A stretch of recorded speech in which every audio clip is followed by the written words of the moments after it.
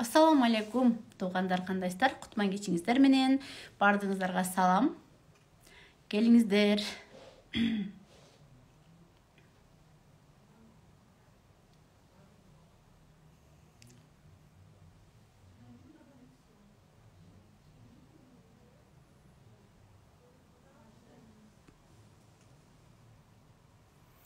Кандайсыңар кыздар? Келгиле. Кутман кечиңиздер менен. Алейкум ассалам. Мен да сиздерди көрүп жатканыма аябай кубанычтамын. Биз YouTube'дан эле сабак өтүп, Instagram'ды да сагынып келип калдык. Хафиза, Эльза, бир сабактан өтүп, бир сабакка келдикпи? Кыздар. Алейкум ассалам. Кыздар кандайсыңар? Кутман кечиңер менен силердин дагы. Гүлсанат, алейкум ассалам. Саламатчылык. Жока, саламатчылык. Жакшы, Элнура, өзүңөр кандайсыңар? Келгиле.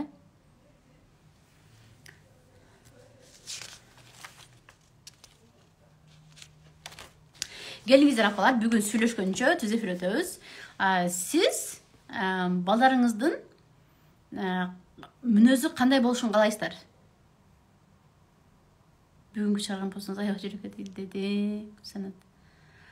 Ошо жүрөккө тийгизип турбаса баандай кенеби жүрө береткенбиз да. Бизчи бала тарбиялоо азыркы учурда аябай маанилүү. Биздин убакта эми ооба телефон, интернет жок болгон. Биздин убакта мындай эле тарбияланганбыз, урушуп, урса деле эчтеке болгон эмеспиз дей бербей. Биз балдарды эски жашообузга тарта бербешибиз керек. Азыркы жашоо башкача экендигин көрүп жатабыз. Телефон, интернеттин айырмачылыктары бар, андан башка дагы айырмачылыктар бар. Балдарыбыз тез өнүгүп өсүп жатат, Ошондуктан бала тарбиясына кайдыгер карабашыбыз керек. Өзүбүз дайыма окуп, билим алып, алдыда болушубуз керек. Сабырдуу, жөнөкөй, акылдуу, ыймандуу. Балдарыңыздарды кандай элестетип жатасыздар? Кандай сапаттарын, кандай мүнөздөрүн элестетесиздер? Мен балам 9-7 сөзүмдү укпайт, кантип тарбия берсем болот дейчи бара. 9-7 жашта ушундай балдардын сүйүүлөрүн текшерүүлөр башталат. Ар бир жаш курактын өзүнүн кризистери болот, өзүнүн өзгөчөлүктөрү болот. Ар бир жаш куракта ар түрдүү мамиле кылышыбыз керек да. Биздин бир катачылыгыбыз окшош мамиле кыла беребиз да. Бала чоңоюп келатканын байкасак дагы, көрүп турсак дагы жаш бала кылган мамилени кыла беребиз. Биз мамилелерибизди өзгөртүп турушубуз керек апалар. Азыр каттар аябай көп келет. Балдарыбыз менен сүйлөшпөй калдык, балдарыбыз менен байланыша албай калдык.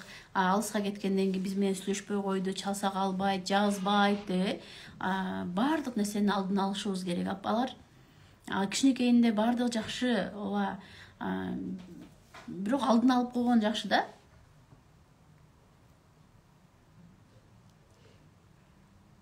Ой, балам 3 жашта дейт. Ана башталды. 3 жашта баланы элестетип көрүңүздөр. Кичинекей бала, сиз канча жаштасыз өзүңүз? Чоң бала, чоң адамсыз, кичинекей баланы кантип урасыз? Урганга болбойт апалар. Караңыздар. Мектеп окутат.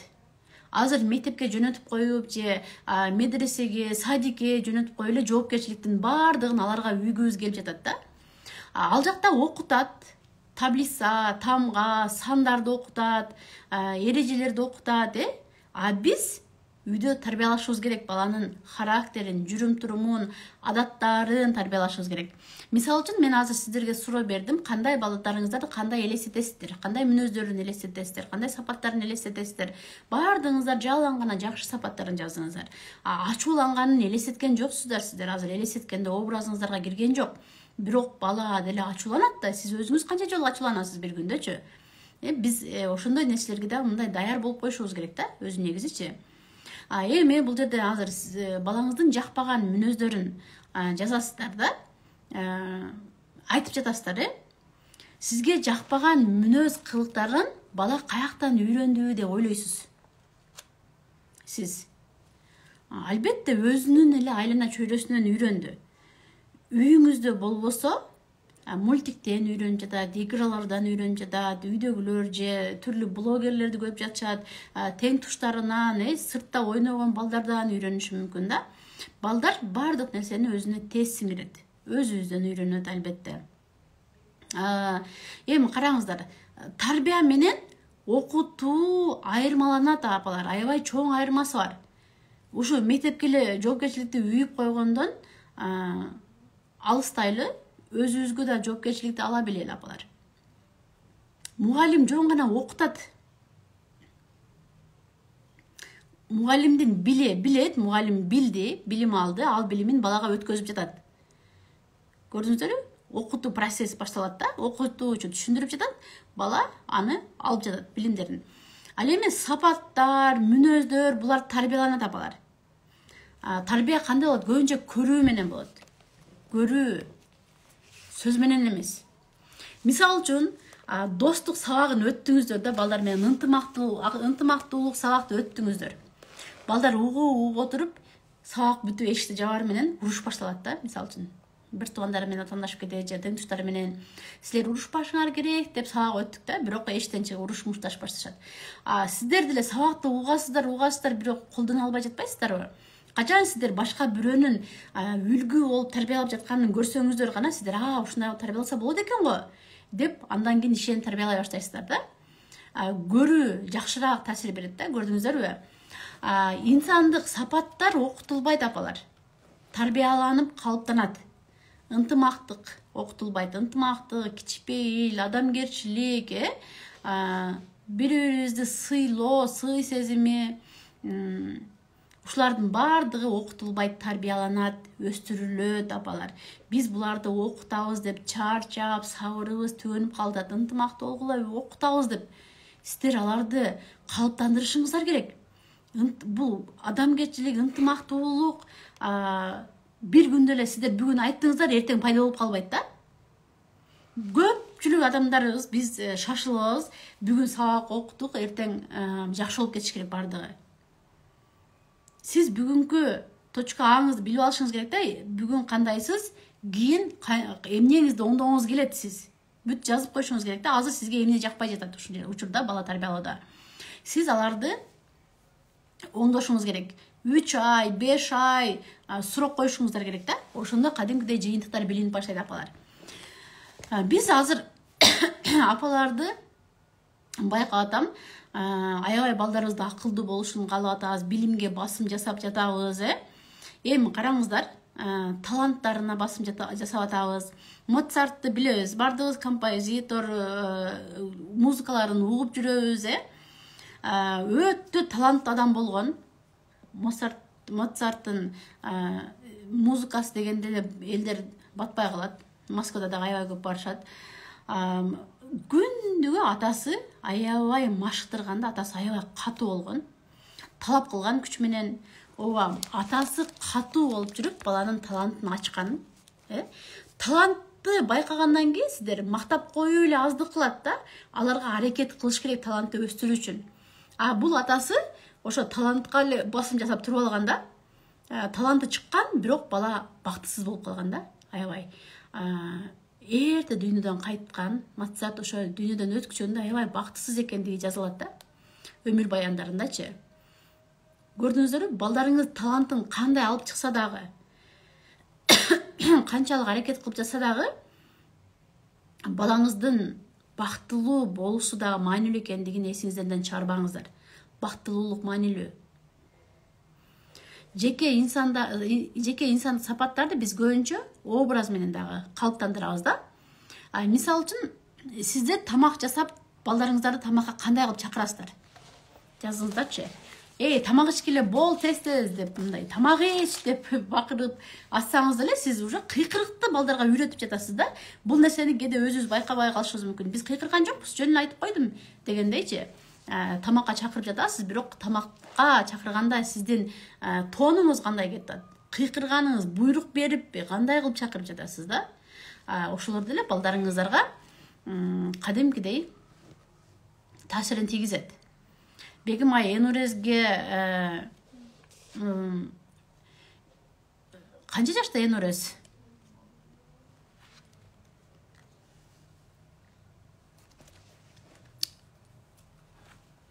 Энурез балдарга жардам берип жатабыз. Тамак жеп чыгып калып жай айтайын. Азаматсыз Жанаркан. Балдарыңыздын кандай болушун каалайсыз? Мындай келечекте балдарыңыз менен жашоону элестетип көрүңүз дегенде эч ким балдардын ачууланганын элестетип көрбөйт да, негизичи. Сиз акыркы жолу качан кыжырдандыңыз? Качан балага ачууңуз келди? Жазсаңыздар, бүгүнбү, кечеби же көптөн бериби?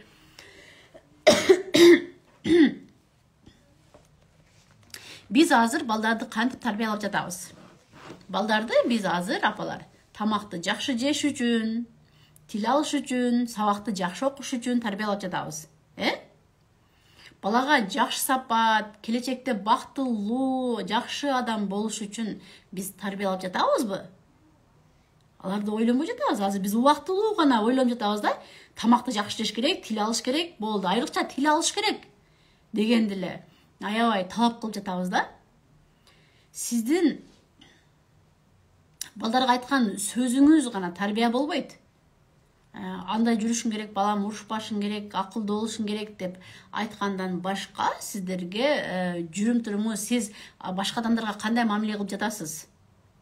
Ошолор дагы балдарыңызга тарбия болот да. Күнүмдүк жүрүм турумуңуздар, ар бир минутадагы жүрүм турумуңуздар тарбия болот балдаргачы.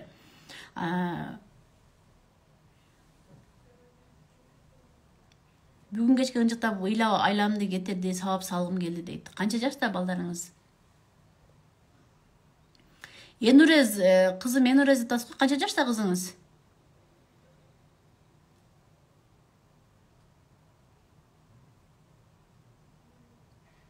Айтканымы кыл деп урушам дейсиздер. Ооба. Караңыздар. Бул нерсени дайыма айтам, биз баягы сабак балдарга деле сөздөр ушундай таасир этпейт да, сиздерге деле таасир этпейт го сөздөр көбүнчөчү. Балдарыңыздар өсүп өнүгүп жатат, жеке инсандык калыптанып жатат, өзүнүн ойлору, көз караштары пайда болуп жатат, каалоолору пайда болуп жатат деген ошондо сүйүнбөйбүз да, о, баламдын өзүнүн көз карашы пайда болуп калыптыр, өзүнүн оюн билдирип жатат деп сүйүнбөйбүз. Балдарыбыздын ошол өсүп өнүп келе жаткандыгын жок кылганга аракет кылабыз. Тил алдырам деп өзүнүн оюн айтып койсо, о, эмтен кичинекей туруп эле мен менен макул болбойт, чоңойгондо кантебиз деген сыяктуу кичинекейинен тил алчак бизге баш ийдире турган кылып жатабыз да. Бир ата баласын аябай кичинекейинен катуу кармап, аябай тил алчак кылыптыр да. Баласын жакшы окуп, Куран жаттатып, математикадан жакшы окуп, шахматтарды жакшы окуп, аябай отличник болуп бүтүптүр. Башка мамлекетке окууга жөнөткөндө баласы башка сектага кирип кетиптир да. Ошондо атасы аябай психологдон эмне үчүн мен балам аябай идеальный бала болчу го, эмне үчүн андай болуп кирип кетти деп сураганда, ал айтат да, сиздин балаңыз аябай тил алчак кылып чоңойткансыз, аны башкылыкка жеткенден кийин башка адамдардын тилин алып кетти депчи, ал адамдардын да тил алчак айтканына кирип кетти деп. Көрдүңүздөр, баланын өзүнүн ою болуш керек, өзүнүн каалоосун дагы биз эсепке алышыбыз керек да. Биз тил алчак, жетелемей кылып койгон болсок, балдарыбыз биздин колдон чыгат да, сиз өмүр бою баланы кармап отура бербейсиз го. Сиз балаңыз алыска кеткенде, албетте балаңыз башка бирөөлөрдүн тилин алып баштайт, себеби тилди алыш керек деп ойлонуп калган да. Тилди албай койсом жаман болот, чоңдордун тилин алышым керек депчи. Саламатсызбы, мен сизге личный консультация барып, номериңизди алдым эле, ошол номер иштеп жатат, номериңизди бериңизчи суранам дейт. Алтынай, бул жакта кимдер отурат? Кыздар номерин, Алтынай номериңизди жазыңыз, скриншот кылып алайын. Кыздарыбыз кылып коет. 7 жаш дедиңиз, Энурез?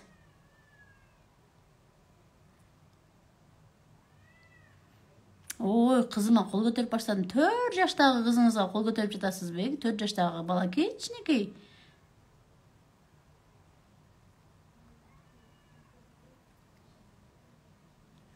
Энурез 8 жашта, врач невропатологко көрсөт деди. Врач невропатологко апардыңызбы анан Бегайым? Алып барыңыз. Невропатолог, психологко бар деши мүмкүн, ошондон кийин келесиз. Медициналык жактан текшериңиздер да, биринчичи. Кыз болсо бөйрөктөрүн, табарсыктарын, бүт бардыгын текшертиңиздер.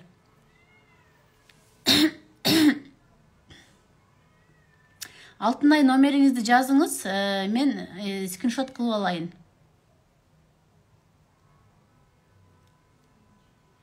ой, Адилет Тилек 4 жаштагы бала колу туткак деп атат да. 4 жаштагы бала урулук эмне экендигин билбейт да, өзүн өзү мен урулук кылып жатам деп ойлобойт. Бул эмне деп ойлойт? Өзү каалады, алгысы келди, алдым. Же үйдөгү нерселер общий баардыгыбыздыкы деп ойлойт. Эгер үйдөгүн алган болсочу, үйдөн кичинекейинен баштап биз чек араны үйрөтүп башташыбыз керек. Эгер бала урулукту аябай көп кылып аткан болсо, чоңойгондо аларга эмоция жетпейт. Клептомания деп коет да, урулук кылгандардын деле өзүнчө бир бул оору болуп кийин чоңойгондо. Бирок 4 жаштагы баланы урулук клептомания менен жабыркайт деп айтылбайт да, 4 жаштагы балачы. Кайнемдер уруша бергиле деп эч нерсе болбойт деп кой айтат. Күйөөм да ошондой ойлойт. Кээ бирде каты сүйлөйт күйөөм да балдарга дейт. Зура, сиз балдарыңыз менен жакшы баарлашканды көбөйтө бериңиз. Кызым сепарация боло албай жатат, садикке да, кошунаныкына да дейт. Айзатка, канча жашта кызыңыз? Ооба, туура өтө катуу айтканын кылып өстүрсө ошондой болуп калат экен. Өзүм билем, эми курска кыздарым андай чоңойбосун дейм дейт. Ооба, азаматсыз. Саламатсызбы? Мен кызым 3 жаш, кызым өтө эле кеж укпайт, акесин кыйнайт, кызым кол көтөрүп уруп алам, ыйлап жатып, өзүнүн айтканын кылдыртат. Кантип тарбияласам болот? Ооба, балдар ыйлап жатып болсо да өзүнүн айтканын кылдырат. 3 жаштагы кризис деп коет. 3 жашта баланын ошо жеке инсандыгы калыптанып, көз караш, ой, каалоолору ушу 3 жашында пайда болуп баштайт да. Ошо кызыңыздын азыр баардык каалоолорун, көз караштарын жок кылып жатасыз. Өтө уруп алам, өзүнүн айтканын кылдырат. Өзүнүн айтканын кылдырат деп атпайсызбы? Ошо кыздын өзүнүн айтканын биринчи макул деп туруп сүйлөшүп, андан кийин гана башка нерсеге алаксытып, акырында айлантып өтүп кетишибиз керек да. Бул жерде да амал көйлүк керек. Дароо эле жок десеңер, үйдө албетте 3 жаштагы балдар ыйлап болсо дагы өзүнүн айтканын кылдырат апалар.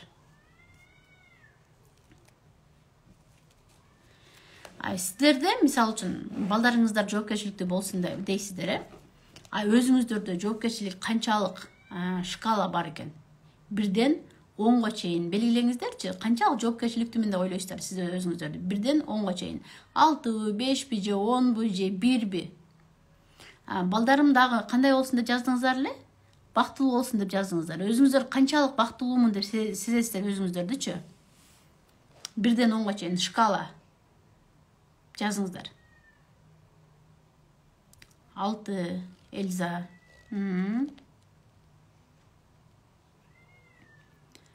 Сурооңуздарды акырын жазыңыздар. 7 көрдүңүздөрбү?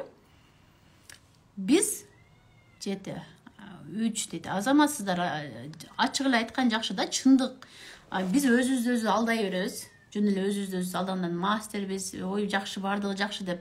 Жакшы дей бербей, мындай ачык карашыбыз керек да, чындык, акыйкат, адилеттүү болушубуз керек да. Мамилелерге, өзүбүзгө болгон мамиледе дагы кайсы жерден минустарыбызды кетирсе, кайсы жерден биз чалынып атабыз, кайсы жерден кемчиликтер кетип жатат, ошолордо биз өзүбүз менен өзүбүз иштегенге аракет кылышыбыз керек. Өзүбүздү өзүбүз жаба берген болсок, анда биз оңоло албайбыз да. Мисалы үчүн, балаңыздарды жакшы көрөсүздөр, аябай жакшы көрөсүздөр балдарыңыздарды. Ошо сүйүүңүздөрдү кантип көргөзүп жатасыздар? Сүйгөнүңүздөрдү, жакшы көргөнүңүздөрдү эмне дейсиздер? Жазасыздарбы, айтасыздарбы, кучактайсыздарбы?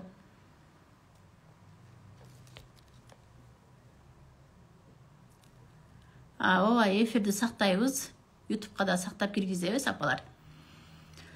Балдарды окутуп жатабыз. Окуткандан сырткары дагы өнүктүрүшүбүз керек. Эмоционалдык тарбия кошо кетиш керек, апалар. Бала тарбиялоодо эң эле биринчи закондору, бул баардыгыбыз эле билебиз. Эң негизги закондору бул баландан мурун өзүңдү тарбиялоо. Кучактап айтам, кучактап эркелетем, айтып, кучактап өбөм дейт. Азаматсыздар. Кучактап өбөм. Айтыңыздар. Айткан жакшы да? Нургүл, салам, кандайсың? Жаным деп көзүң карап айтып жатам азыр дейт. Сөзсүз, мен сени жакшы көрөм деп айтыңыздар. Жакшы көрүп сүйүү алган бала менен сүйүү толукканда албаган балдардын кадимкидей айырмасы бар, апалар. Ар бир апа өзүнчө педагог, ар бир апа өзүңүздөрчө психологсуздар, балдарыңыздарды жакшы түшүнөсүздөр. Бүт уккандарыңызды фильтрлеп, балдарыңыздарга кайсынысы ылайык келет, өзүнү балдарыңыздарга ылайыктап алып туруп колдоно беришиңиздер керек да. тамак жешти тамакты бир чоң ритуалга айландырып алды да. Тамак жесе, молодец, тамак жебесе катастрофа кылып. Анан балдарыбыз кичинекейинен байкап баштады. Буларды мен тамак менен башкарып алсам болот экен деп тамакты эле бир чоң көйгөйгө айлантып алдык да, өзүбүзчө элечи. Себеби түштөн кийин эле эмне тамак кылам, тамакты эле бир жашообуздун негизги эмеси, аябай жашоо көп нерсе элеп калды да, өтө элечи. Януш Корчак айтканда, балдардын билбегенин сыйлагыла дейт да. Балдардын билбегенин биз сыйлап жатабызбы? Каяктан сыйлап жатабыз? Билбесе эле урушуп баштайбыз, сынай баштайбыз да. Сиздерди күнүгө сынай берген болсо, бирөөлөр ошол нерсени кылгыңызга келбей калат. Бир нерсеңизди мактап койсо, ошол нерсени кылгыңыздар келип калат. Биз балдарды өтө көп сынап жатабыз. Балдарыбыз ошондуктан да телефонго кирип кетип жатат. Телефондон балдарды эч ким сынабайт, аяктан мактайт, азаматсың дейт, играларды ойногон сайын бонустарды берет, аякта сен геройсуң, кыйынсың деп макташат. Телефондон чыгып, бизди караганда эле бизде сынай баштайбыз. Ой, сен адам болбойсуң, сен мындайсың, андайсың деп. Сиздер дагы сөзсүз балдарыңыздарга сын эмес, сын, кыйкырык, бакырык бул тарбияга кирбейт, апалар. Тарбияга кирбейт. Сиздер канткенде туура болот, тарбиялоо, сүйлөшүү кетиш керек, диалог көп кетиш керек балдар мененчи, апалар.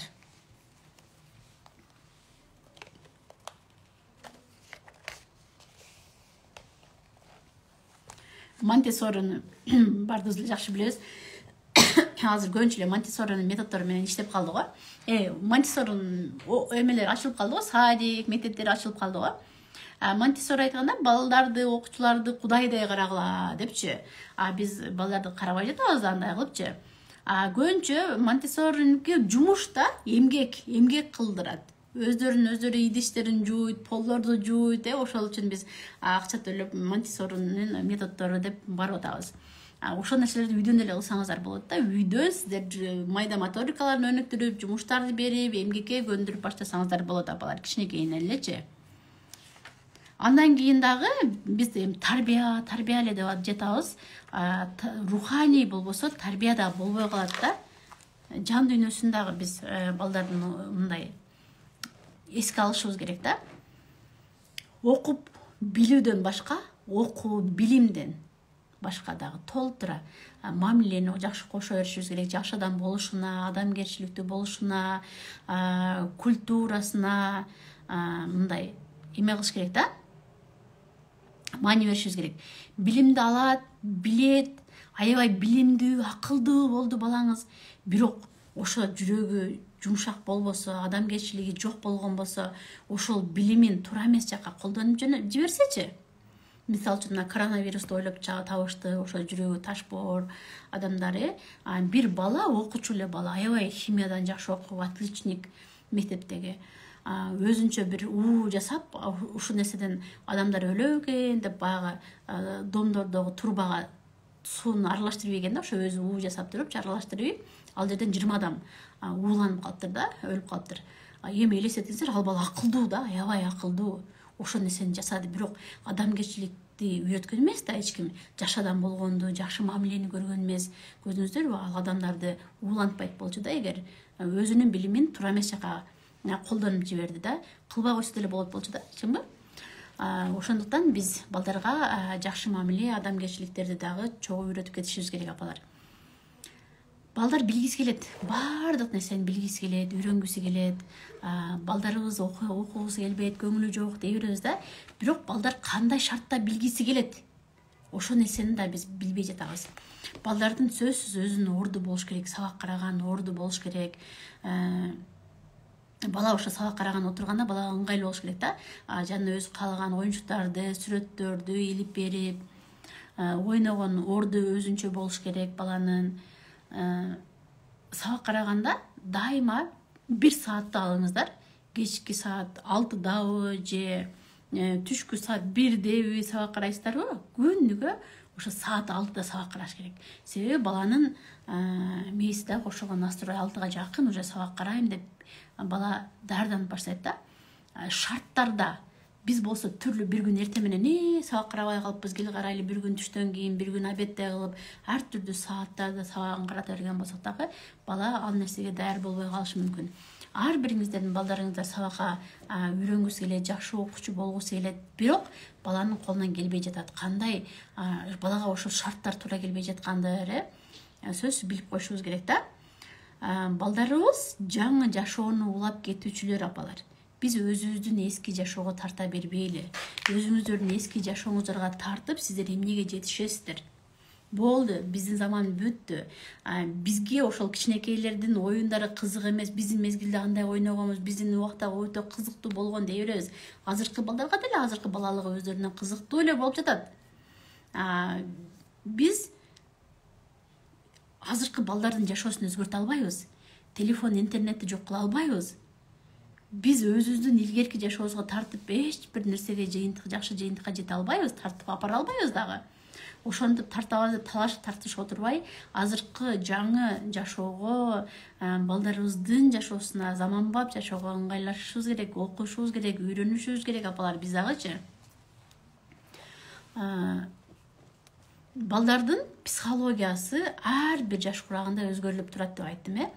Мына ошол төрөлгөндөн баштап 30 жашка чейин балдардын психикасы, психологиясы кандай өзгөрүүлөр болот, кандай мамилелерди кылышыбыз керек, ушул боюнча мен жакында 9 майда мен баламды изилдейм деген курсум башталат. Ошол курска келип катышып, балдардын ар кандай жаш курагында өзгөрүүлөрүн байкап, билип алыңыз, анализдеп алыңыз. Ошондо мамилелерди жакшыртасыздар да, туура түшүнүп баштайсыздар. Балдарды кыйнап коюп жатабыз бизчи. Ар жаш кураганда бирдей мамиле кылып алабыз. Чоңоюп келаткан балдарыбызга жаш баланыкындай мамиле кылып алабыз. Чоңойгон балага башкача мамиле кылыш керек экен деп өтө эле эркиндик берип, сен чоңойдун каалаганында жаша деп кайдыгерликке өтүп кетип жатабыз. Мындай ортолукту карманбай жатабыз да. Андан сырткары бул мен баламды изилдейм деген аты эле айтып тургандай укмуш курс. Бул жакта төрөлгөндөн баштап 30 жашка чейин психологияны үйрөнгөнүңүздөрдөн тышкары сиздер бул жакта балдардын түпкү аң сезимдери менен аң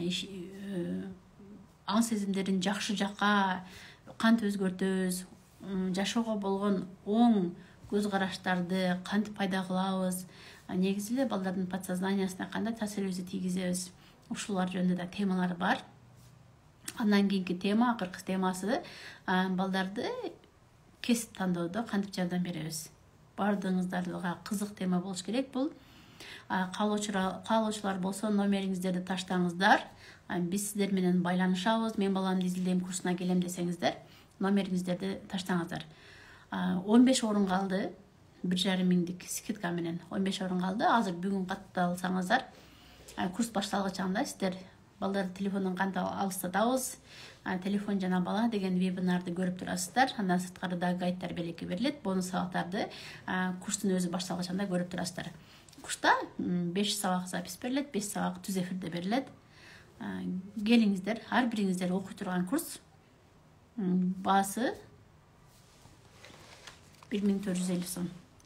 Эльза азаматсыз, Эльза катталдым дейт. Бардыгыбыз эле айта беребиз го, баладай болуш керек, бала периште, баладай болсоң бейишке киресиң депчи. Балдарда бардык чындыктар бар. Өзүңүздөр балдарыңыздардан көп нерсени үйрөнүшүңүздөр керек да, жашоону үйрөнүшүңүздөр керек. Эмоцияларды чыгарганды, чын дилинен кубанганды, чын дилинен керек болсо кайгырганды, балдар алдабайт кичинекейиндечи. Чоңдорду да эч качан алдабайт деп ойлошот да, бирок биздин биринчи алдаганыбызды көргөндө балдар аябай таң калышат да. Сабактар азыр YouTube'дан өтүлөт. YouTube'ду көпчүлүк адамдар көрө алышат. Азыр бүгүнкү сабакта YouTube'дан өтүңүз деп Instagramга кире албагандар көп болуп калды группаларда. Аларга YouTube'га сактап туруп жөнөтөбүз сабактарды. Мен баламды изилдейм курсуна катталам десеңиздер, номер таштаңыздар, сиздер менен байланышабыз. Биз адамдар чоңойгон сайын чындыктан качып баштайт экенбиз да, негедирчи? Чындыктан качпай, чечим чыгарган жакшы апалар, өзүңүздөрдү алдабай, кыйнабай, чечимдерди чыгарып үйрөнүңүздөр. Жан дүйнөңүздөрдү ачып, иреттеп, кайсыны туура эмес кылып жатмын, кайсыны жакшы кылып жатмын, туура кылып жатмын деп өзүңүздөрдү анализдегенди үйрөнүңүздөр. Мээрим сүйүү менен бала ачылат, аябай балдарыбыз ачылат да. Жан дүйнө, руханий эмне менен азыктанат дегенде, булар сүйүү мээрим менен ачылат да. Ошол курс YouTube'дан болот, ооба. YouTube'дан түз эфирден 5 сабак түз эфирден болот. 5 сабакты Телеграмга чогулабыз. Телеграмдан да болот, YouTube'дан да болот, эки жактан болот да. Азыр биз Телеграмга аябай жакшы үйрөнүп калдык. Биздин азыр апалар клубу Телеграмда болуп жатат. Биз балдарыбыз ыймандуу болсун деп атабыз, бул жака жаздыңыздар го. Курстун баасы 1,5 миң сом. Кымбаттайт, азыр 15 орунга 1,5 миң бар. 15 орун толгондон кийин кымбаттайт. Мен мурун чечим чыгаруудан коркчумун, азыр ошону жеңип баштадым деди. Азаматсыз өтө сонун жакшы жыйынтыктарга жетесиздер да. Эми караңыздар, балдарыбыздын ыймандуу болушун каалайбыз деп атабыз. Өзүңүздөрдө канчалык ыймандуулук бар? Көбүнчө апалар өзүбүз мисалы намаз окубайбыз, дин боюнча кабарыбыз жок, балдарыбызды медресеге бергенбиз, балдарыбызды устаздарга берип, ушулар тарбиялап берсин депчи. Бирок өзүңүздөр да кошо өзгөрүшүңүздөр керек да балдар мененчи. Сиз өзүңүздө ыймандуулук болсо, балдарыңыздарды ошол ыймандуулук менен сугарасыздар. Балдарым акылдуу болсун деп атасыздар, акылдуулук менен сугарасыздар, мээримдүү болсун, мындай чынчыл болсун дейсиздер. Ошо өзүңүздөрдө биринчи ошол нерселерди пайда кылсаңыздар, балдарыңыздарга мындай куясыздар да, жуктурасыздар дегендей да. Ошондо аябай жакшы жардам берет. Рано дейт, менин атым окшош экен, Куш келипсиз, Рано айым, канайым дейт. Келиңиздер, мага подписация болбогондор болсо подписацияны басып коюңуздар. Менин аккаунтум өтө пайдалуу, апалар үчүн түнөн чыгып окуп келсеңиздер, постторум бар, рилстерим бар, ошолордун баарын көрүп келсеңиздер да аябай пайдалуу. Андан сырткары, уга электер болсо, менин жакында мен баламды изилдейм курсу башталат. Бул жакта аябай сонун темалар бар. Келиңиздер, катышыңыздар, курска катылам дегендер номер таштаңыздар, биз сиздер менен байланышабыз.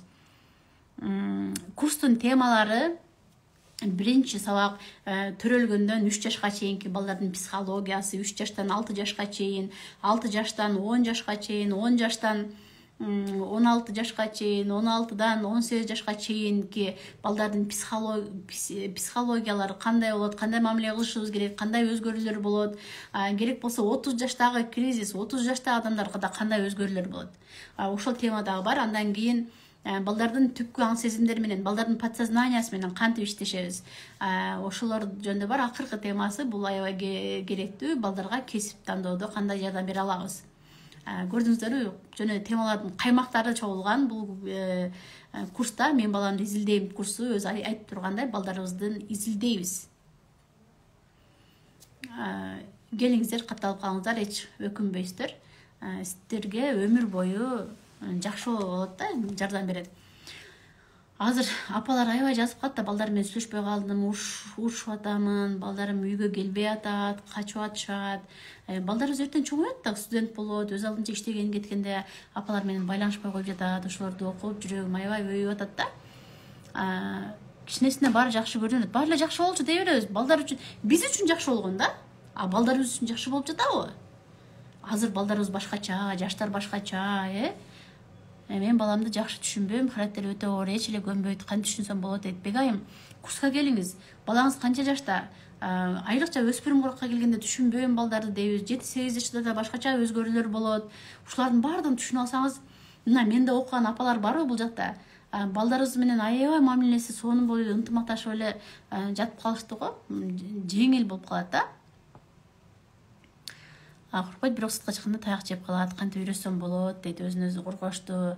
Алихан өзүн өзү коргогонду үйрөнүп баштайт балдар. Азыр кичинекейинде сылык, бирөөнү капа кылбашым керек деп ойлойт да балачы.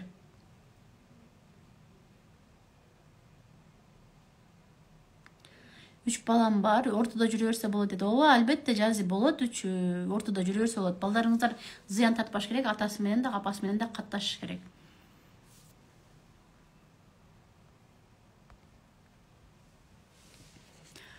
Курстун темаларын айтып кеттик. Алима кызыбыз байланышат, номериңиздерди калтырыңыздар, апалар.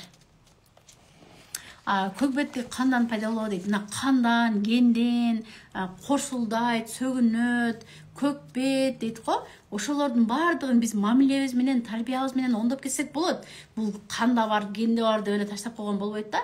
Ошолордун баардыгын оңдоп кетсе болот дегендигин илимпоздор акыркы жылдары аябай эме кылып жүрөт. Мындай далилдеп чыгышты да бул нерселердичи. Апалар, мен срочно бүтүрүшүм керек болуп калды. Мен заряднигим өчүп атат. Сиздер менен көпкө чейин сүйлөшүп отурайын дегем. Өзү негизи буюрса эртең да бир жакшы тема менен чыгабыз.